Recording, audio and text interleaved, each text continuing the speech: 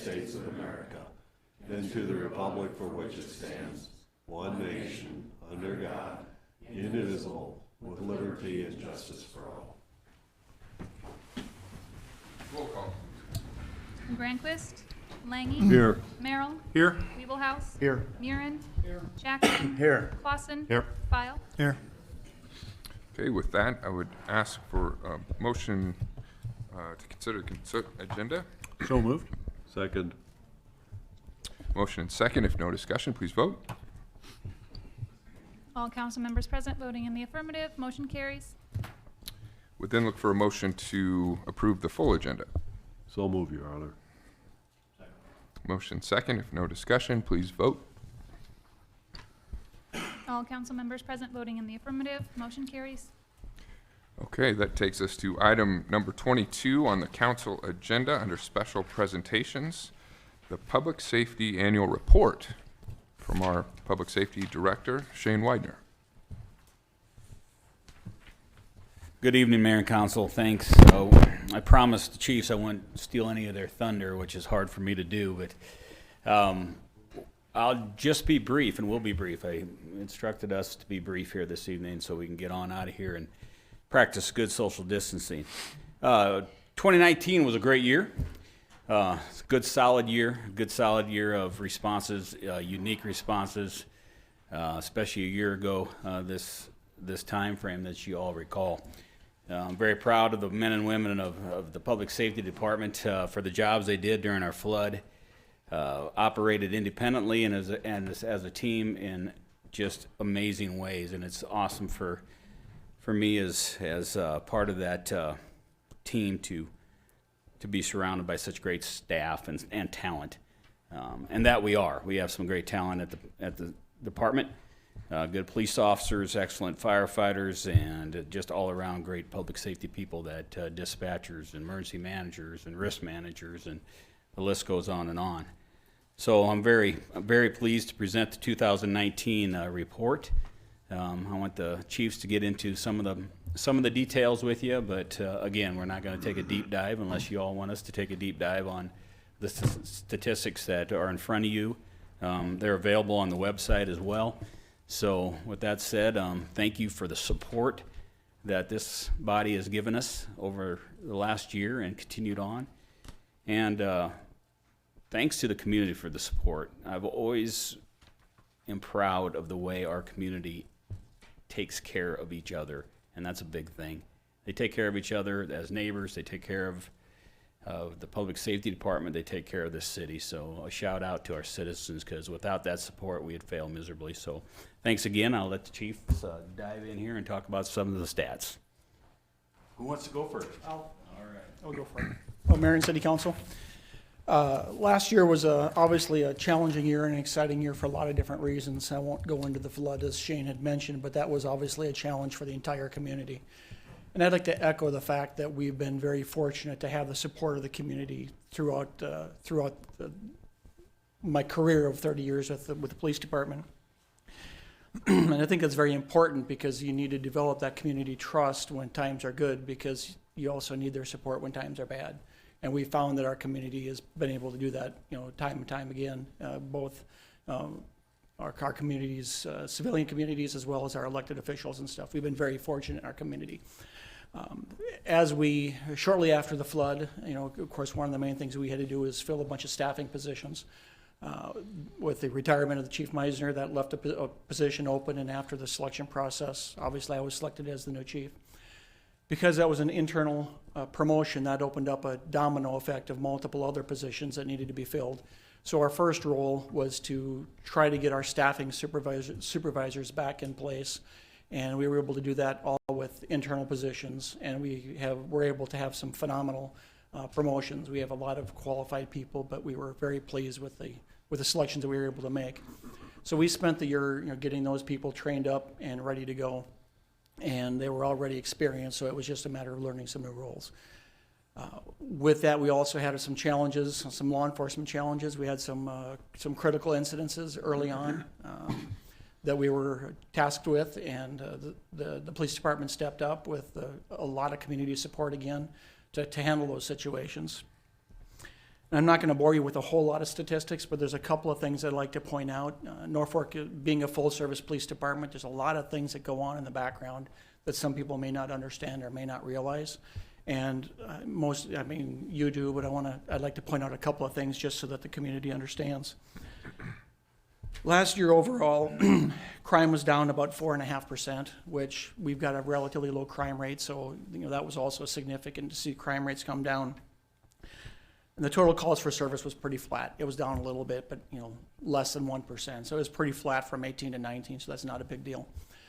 But one of the things that was interesting is that our support efforts were up about 10%, and that's I think a significant part to a couple of years ago we were critically short on staff. We had a perfect storm and we were very short, so we were answering calls for service instead of enforcement efforts.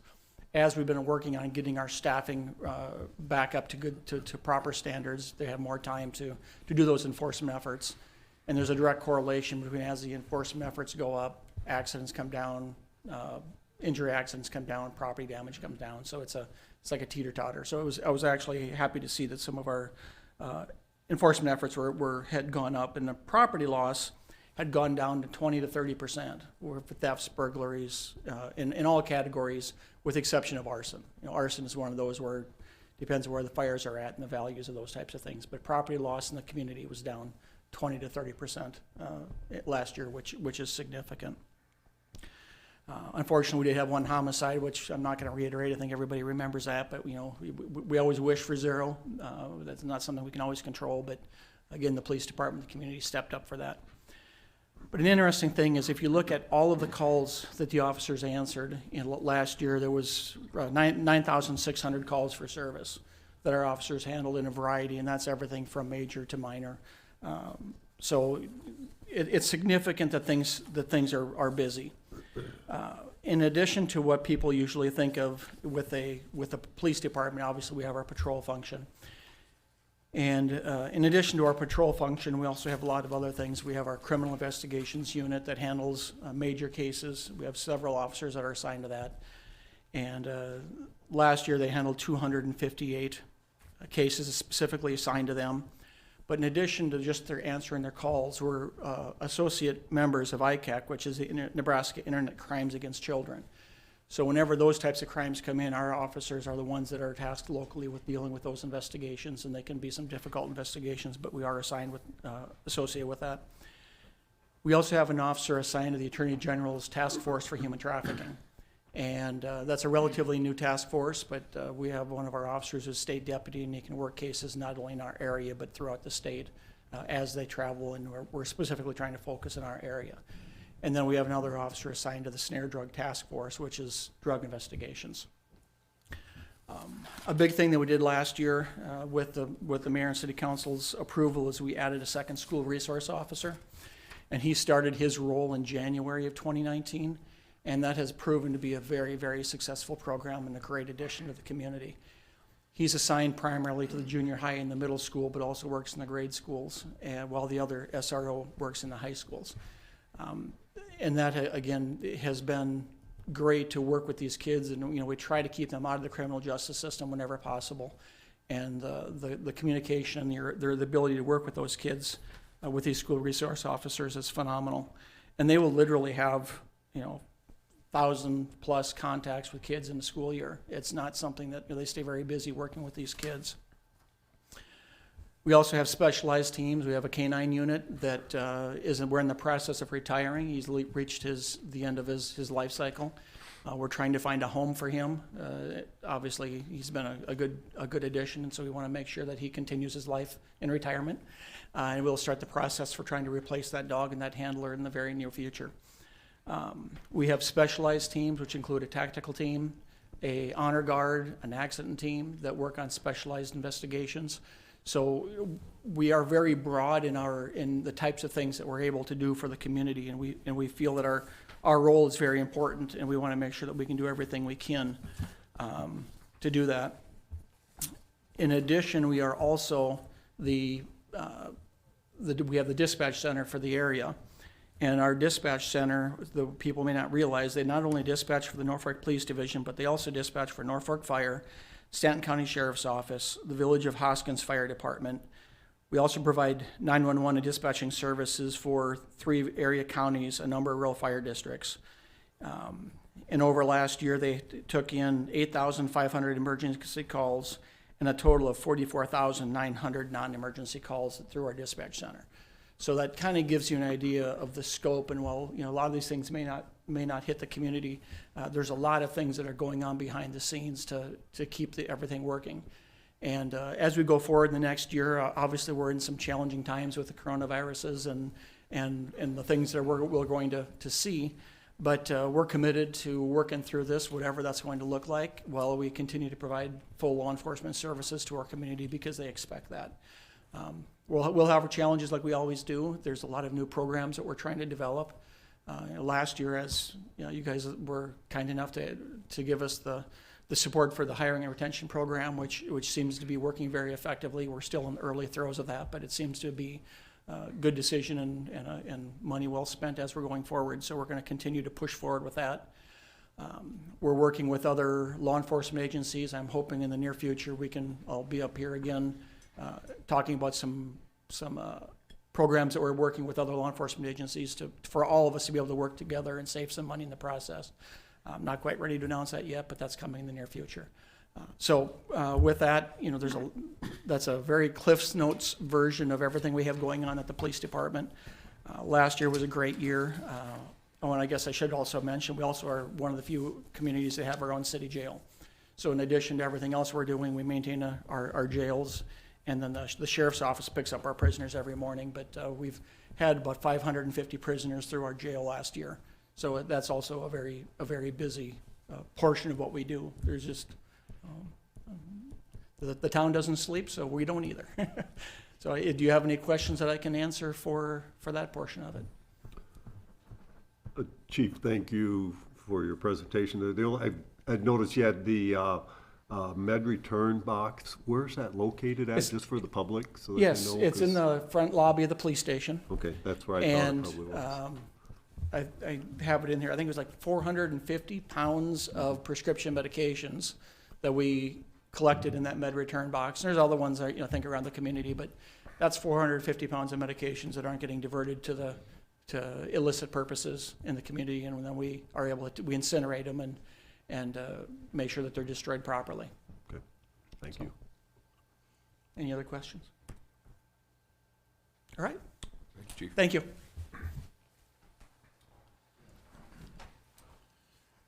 Thank you, Mayor and City Council.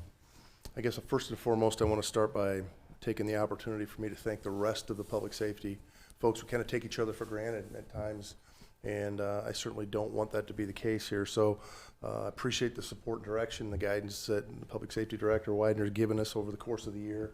We partner greatly, communicate daily on the things that are pressing in the community and the things that we need to deal with. And that relationship needs to be strong, and I'm proud that Shane leads us in that way. Chief Miller and the police department and the dispatch function are a critical part of any success that comes our way. And so I want to take this opportunity while we're here to thank them publicly for the work that they do each and every day. They keep us safe when we're doing what we need to do out on the streets, and we appreciate that very, very much. And lastly, Lyle Lutt is our risk manager, has a huge part of the inner dynamics and workings of the fire department in many ways, and has been a wonderful resource for us. And so those three entities in terms of the relationship with the public safety world have been outstanding, as well as all the other department heads and the support that they gave us. We cannot function in any given day without the support and guidance and direction from all the various divisions in the city.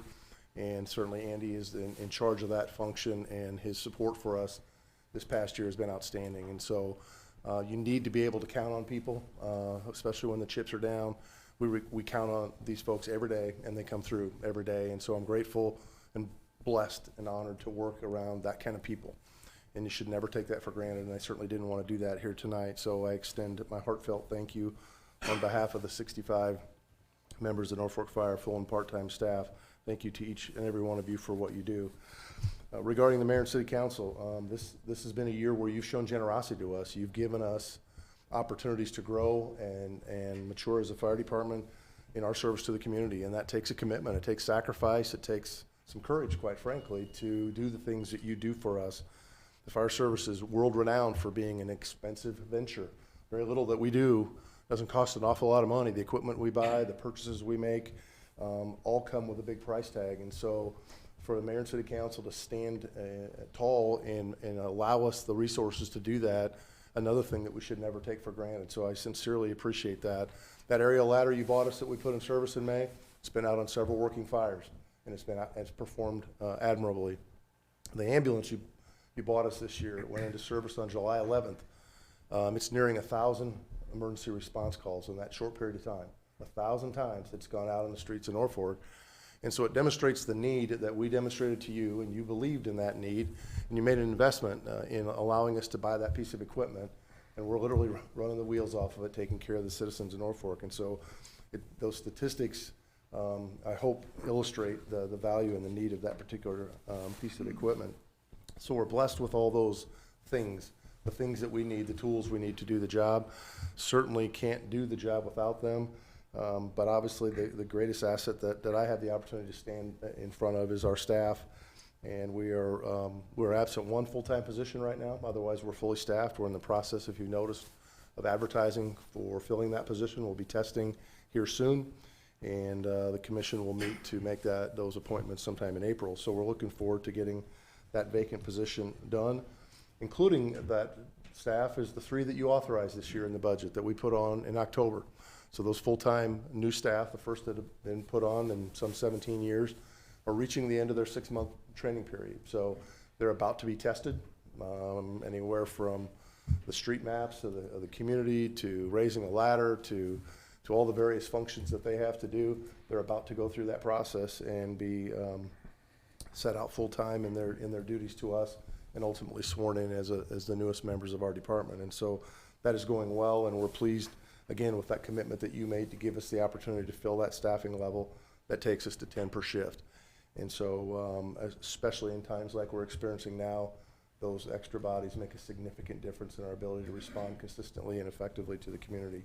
So with all those things, the cumulative sum of that is we have outstanding staff. We have the absolute outstanding resources we need to carry out the mission. We have the support and loyalty of each and every one of you, and an amazing staff to surround us with. It's pretty hard to not be successful. And so I'm grateful for those things. We do not take them for granted. We certainly do not take any of you for granted. And so I publicly say to all of you, thank you very much for taking that leap of faith in our regard and making it easy for us to do the job that we're being called upon to do. So thank you very much. And at this time, I will stop so that you can move on to other things on the agenda unless you have specific questions for the fire department. Chief, I just appreciate all you do for the city of Norfolk, and also how you partner with other communities around us to help them with some of our equipment and your services as well. So that's appreciated too. Thank you, Councilman. Chief, I would echo that as well. I've been on council long enough to see the dedication of the folks that you're hiring. All of you guys are putting on the street. And you say that I know you appreciate what the council does, but the council really works for ultimately all of our bosses, which are the citizens of Norfolk, and they want to have that protection as well. It's been a pleasure just to see how professional and dedicated the staff is all across the board. So thank you very much. Thank you, sir. Yeah. Well said. I just want to thank Shane and Chief Miller, Chief Cordis, for the presentations. A couple weeks ago, I got notice from Safe Cities USA. It's an organization that does evaluation of cities across the country on public safety, and they let us know that Norfolk had ranked 3rd in the city of Nebraska in terms of safety, one of the safest cities in the country. And that doesn't happen by accident. As both councilmen stated, the high level of expertise and professionalism and commitment that is evident and demonstrated throughout fire, police, and emergency services is no coincidence. It's a culture that's been built in over years and years, and that's due to the leadership that each 3 of you exhibit every day. So we appreciate that very much. Gives a high level of confidence to the elected officials that we can manage, our community can manage both special circumstances like the flooding and also maintain a high degree of performance through our regular operations. So thank you each for everything you do.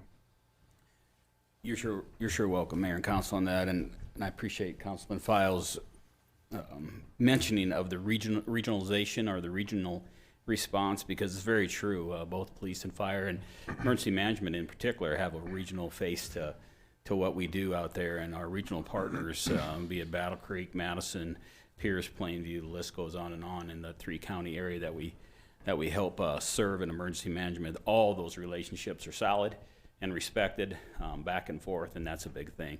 And also, I'd be remiss not to mention that our supervisors, our captains, our sergeants, our corporals, our lieutenants go out every day, take their men and women from the Public Safety Department out on the streets of Norfolk and in the region, and they bring them back home. And they brought them back home again this year. So that's not a small thing. So I just wanted to mention that and give a shout out to all those people. They take care of each other and they bring them home so they can go home to their families. So thank you, Mayor and Council. Very good, thank you.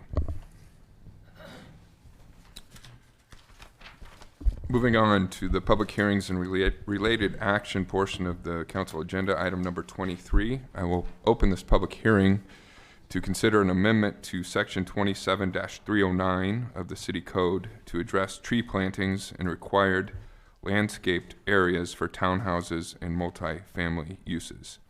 And to open the discussion, Valerie Grimes, our city planner, could you give us some background, please? Yes, thank you.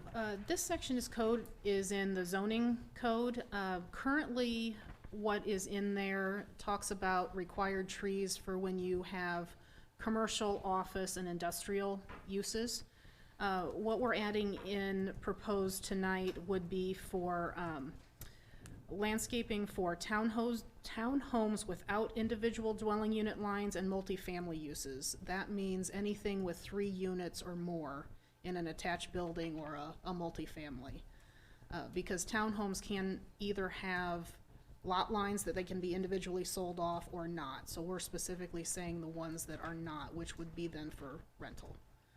And we are saying also proposed that the minimum depth requirement, which means that strip of land that is required in another section of code along streets for industrial, would also be included in the formula for the tree requirement. And that's the proposal tonight, if you have any questions. Okay. Thank you, Val. Any questions for Val? This is a public hearing, so anyone wishing to make comment can do so now.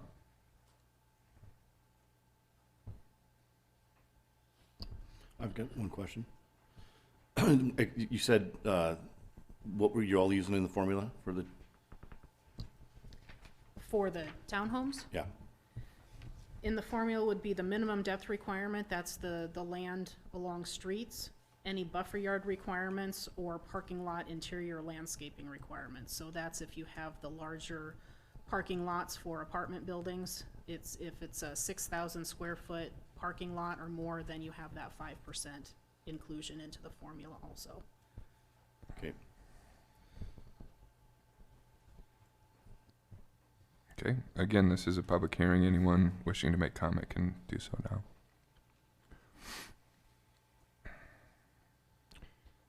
Hearing no one, Planning Commission report, please, Brianna. Norfolk Planning Commission held a public hearing on March 3rd, 2020 to consider an amendment to section 27-309 of the official city code to address tree plantings in required landscaped areas for townhouses and multifamily uses. Planning Commission recommends approval of the amendment with an 8-0 vote. Okay, with that, I would close the hearing and move to item number 24. Looking for a motion to consider ordinance number 5655, approving an amendment to section 27-309 of the city code to address tree plantings in required landscaped areas for townhouses and multifamily uses. Your Honor, I would offer for consideration ordinance number 5655. Second. Motion and second. Any discussion on this, council, or further questions for staff? Can I get an example of how many trees would need to be calculated for? just trying to get this through my mind with the green space requirements and then tree requirements. If you have a smaller lot, trying to get a Right. 4-unit or 3-unit on there with your setbacks, and then trying to be able to configure your tree placement with the parking requirement you're gonna have, so I don't see anything in the enclosures that kind of break that out. Yeah, the tree requirement didn't change, so it's still 1 tree per 500 square feet. So it would be 5% of your parking lot, if the parking lot's over 6,000 square feet, so that's a larger parking lot. If it's a 50-foot wide lot, your front yard setback, because it's half of your R3 zoning, so 12.5 feet times 50. And then a lot of times you're not going to have a buffer yard requirement, so it would just be that one strip. So whatever 50 times 12.5 is divided by 500. So that would give you your formula breakdown. So Val, in instances where the topography maybe wouldn't allow for you to put trees out abutting the street, how would you handle that then?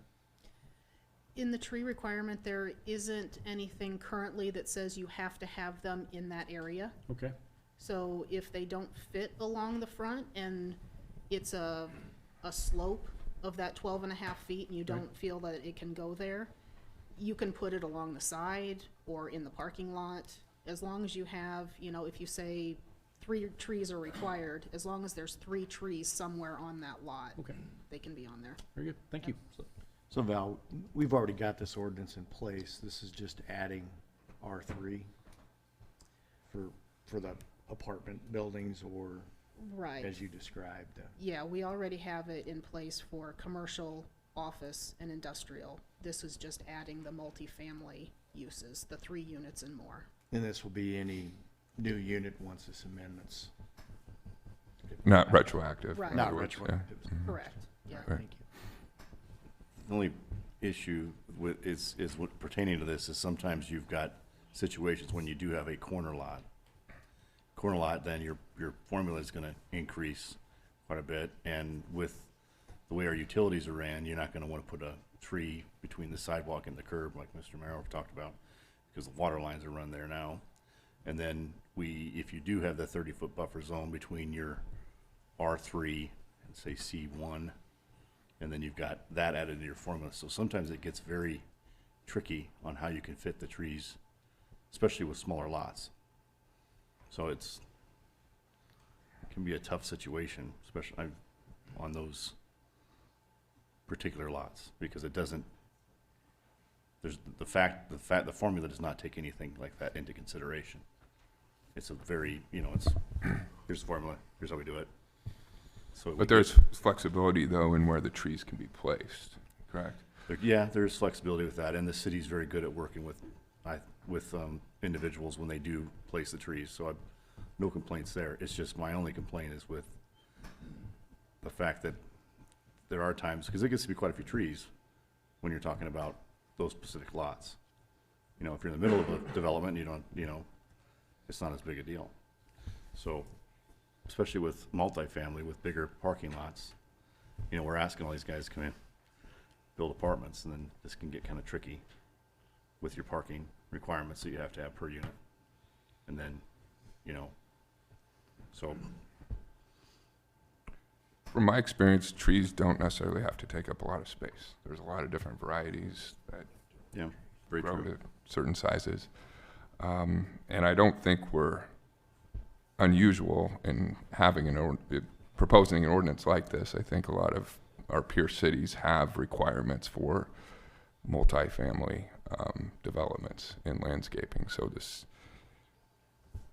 really brings us to a level where a lot of our peer cities are at already in making these fairly minimal requirements for landscaping for these developments, in my opinion. Any other discussion or questions, council? If not, short title, please, Brianna. An ordinance of the City of Norfolk, Nebraska to amend Section 27-309 of the official city code to address tree plantings and required landscaped areas for townhouses and multifamily uses. To provide when this ordinance shall be in full force and effect, and to provide for the publication of this ordinance in pamphlet form. Okay, please vote.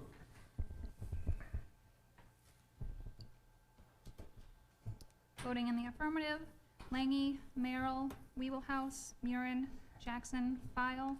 Voting in opposition, Clausen. Ordinance 5655 carries on first reading.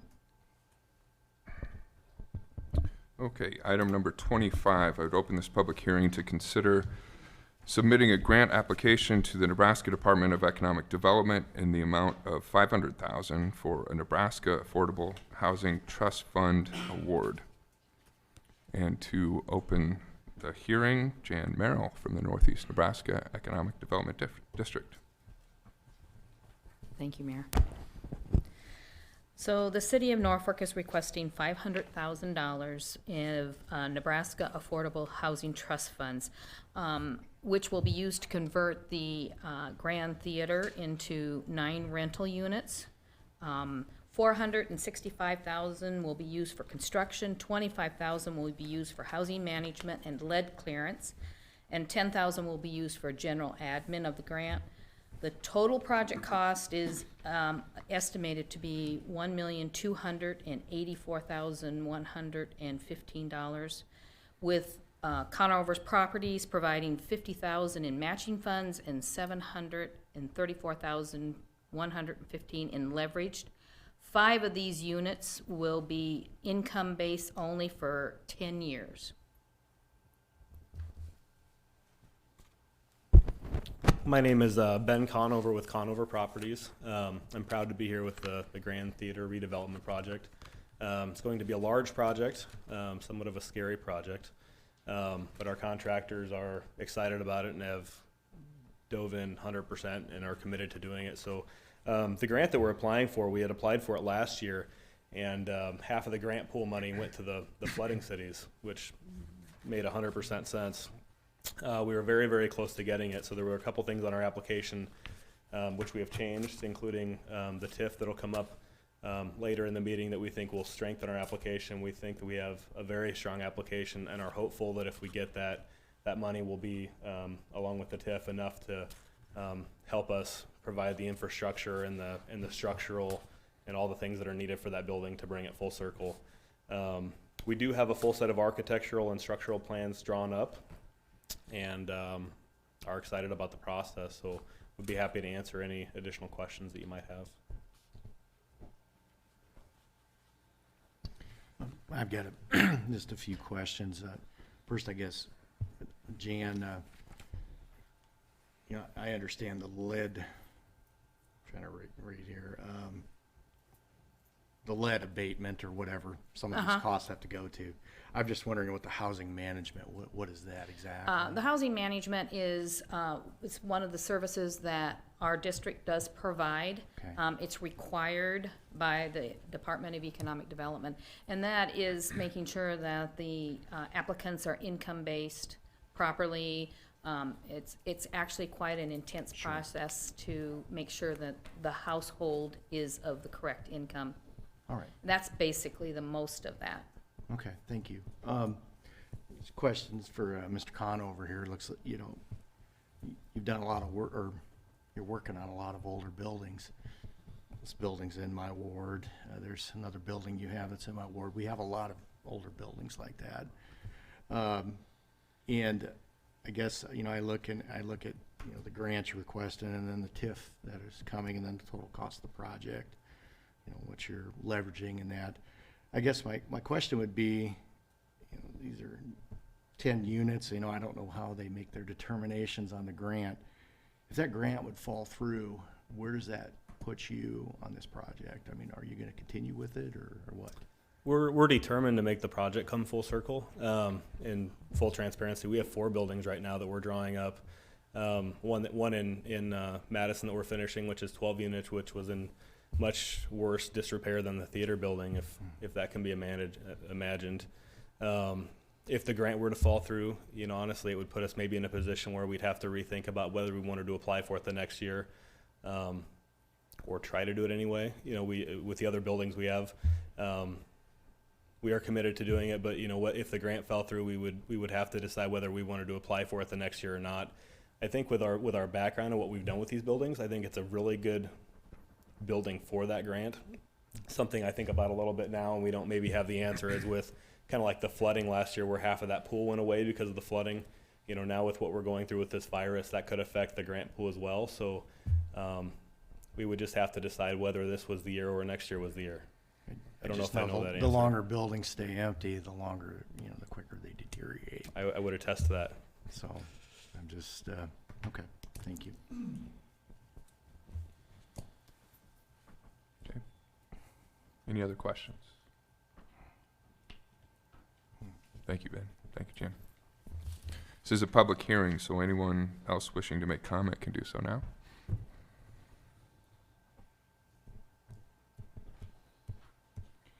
Hearing no one, I will move to close the hearing and move to item number 26.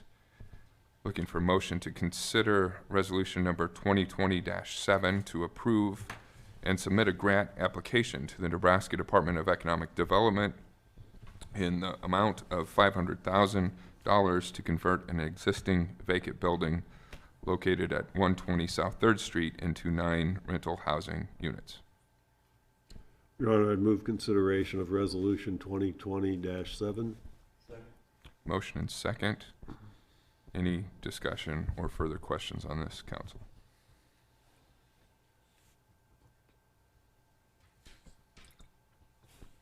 Hearing none, please vote. All council members present voting in the affirmative. Resolution 2020-7 is adopted. Okay, item 27. Would open this public hearing to consider the redevelopment plan for the Grand Theater redevelopment area. And to open the discussion, Randy Gates, our city finance officer, please. Yes, Your Honor. This is probably getting to be old hat for you guys. We've heard about this at 4 different public hearings, 2 of them from the Community Development Agency, then a Planning Commission meeting, and then this city council hearing tonight. And I think Ben and Jan just did a good job of outlining the project in the previous hearing. So I'm not going to reiterate all that. The Economic Development Subcommittee also reviewed this, and everybody voted in favor of this project. The developer's asking for $194,000 of tax increment financing, and I'd be glad to answer any questions, or Ben's here tonight, and he can also answer questions.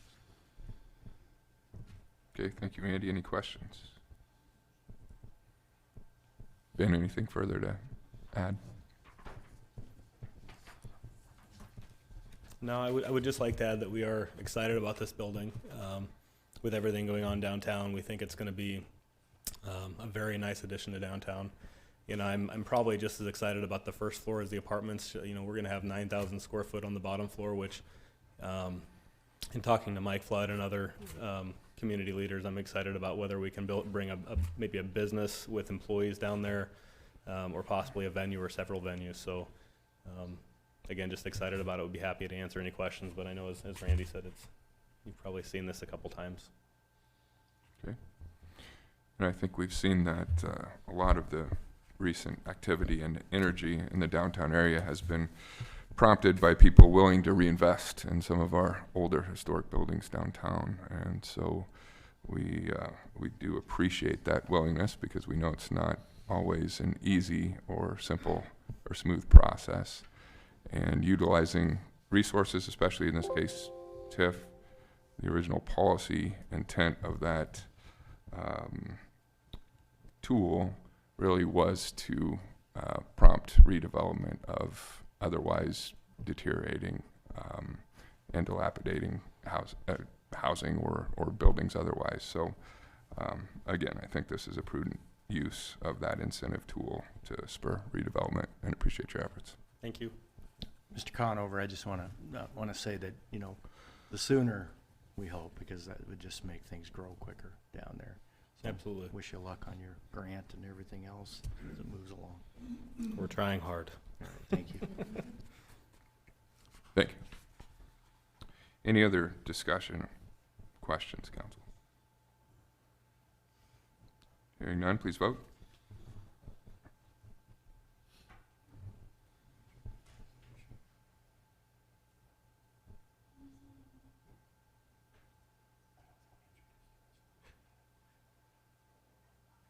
Oh, I'm sorry.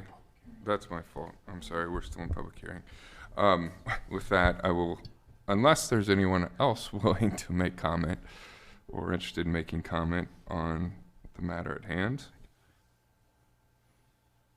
Hearing none, I'll close the hearing. Good catch, Councilman. Thank you. We then move to item number 28 and entertain a motion to consider resolution number 2020-8 approving the redevelopment plan for the Grand Theater redevelopment area. Your Honor, I'd move for consideration of resolution number 2020-8. Second? Now, any further discussion or comments, council? Hearing none, please vote. All council members present voting in the affirmative, resolution 2020-8 is adopted. Takes us to our regular agenda and item number 29. Look for a motion to consider approval of authorization for entry for construction on property for levee erosion repair and in-channel shoaling construction work in relation to the levee repair project. I'll make the motion. Motion and second. And Steve Ramus, our city engineer, can you make sense of that for us, please? Mayor and council, this is a document stating to the Corps of Engineers that we have acquired easement or own the easements for property necessary to conduct levee repair as a function of last year's flood. We did finalize that at the last meeting with an agreement with the railroad. And so now all property is either city-owned right-of-way or right-of-way that we have been given authority by the Department of Transportation to access, or we have an easement on. So with this document, the Corps of Engineers is eagerly awaiting advertisement for that project. We would anticipate a pre-construction meeting probably next week sometime on that, and then bidding that in early April. Okay, thank you, Steve. Any questions on that?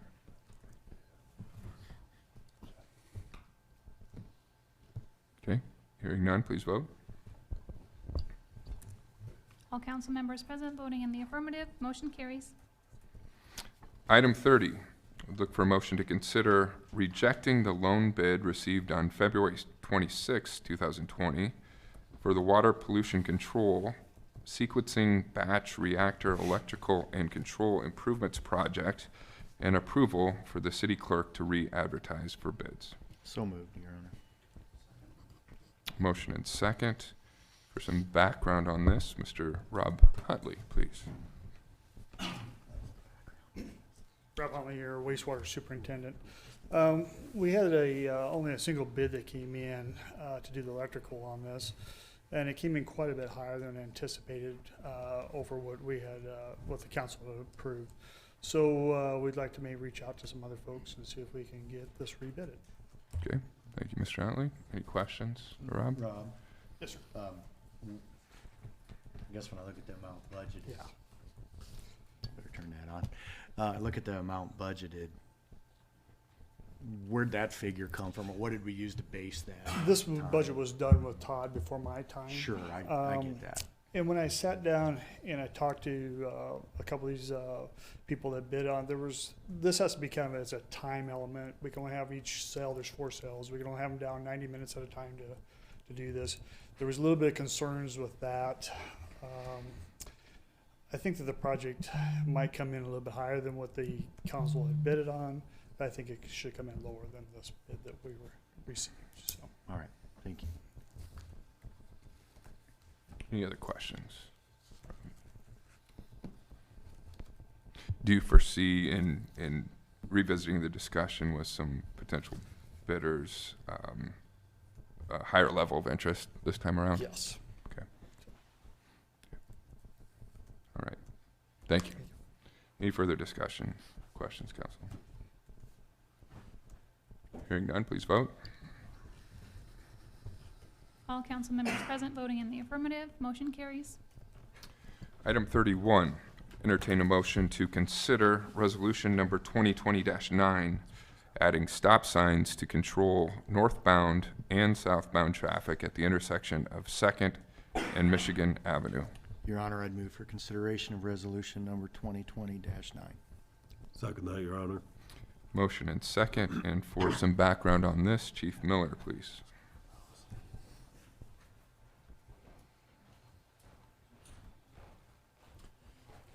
Mayor and City Council, I'd refer you to your overhead diagram that you have in your packets. This is an intersection that's a little bit unusual. There's an offset to it, and it's come to our attention a couple of different times over the years. Recently, some city council members expressed some concerns about it, and we looked at it, and because of the offset design of the roadway, it creates a little bit of confusion for the motorists. I pulled the accident history, and over the last 3 years, we've only had 2 minor accidents there, but that doesn't mean that we shouldn't take action and look at it. There's also been some concerns about the speeds going up and down on 2nd Street, which is a residential street.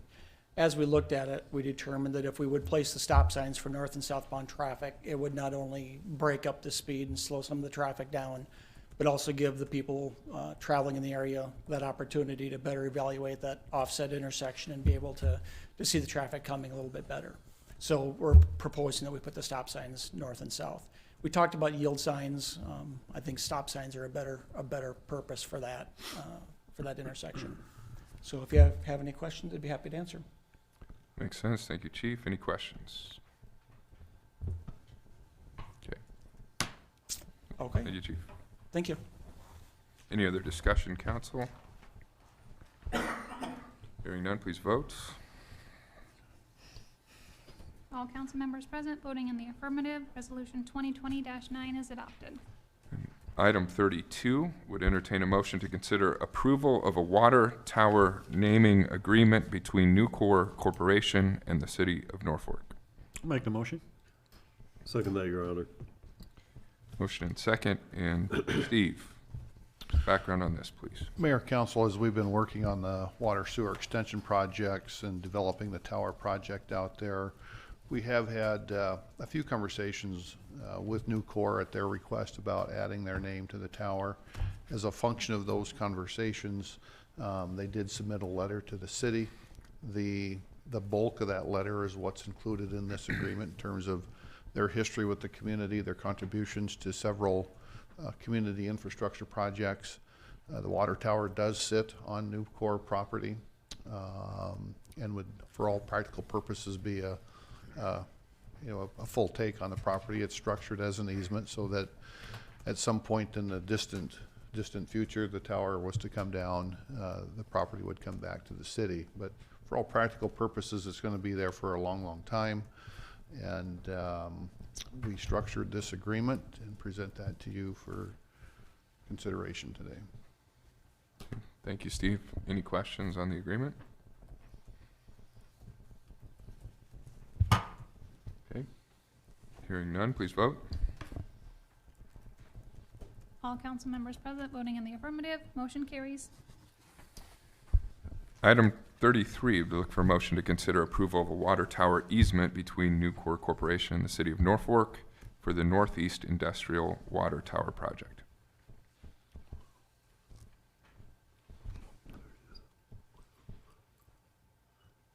Your Honor, so move consideration of the easement.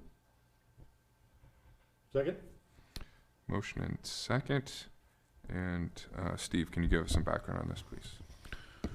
Mayor and Council, this would be the parcel of property on Nucor's larger parcel that the water tower would be constructed. There is an easement diagram on the back of the agenda item.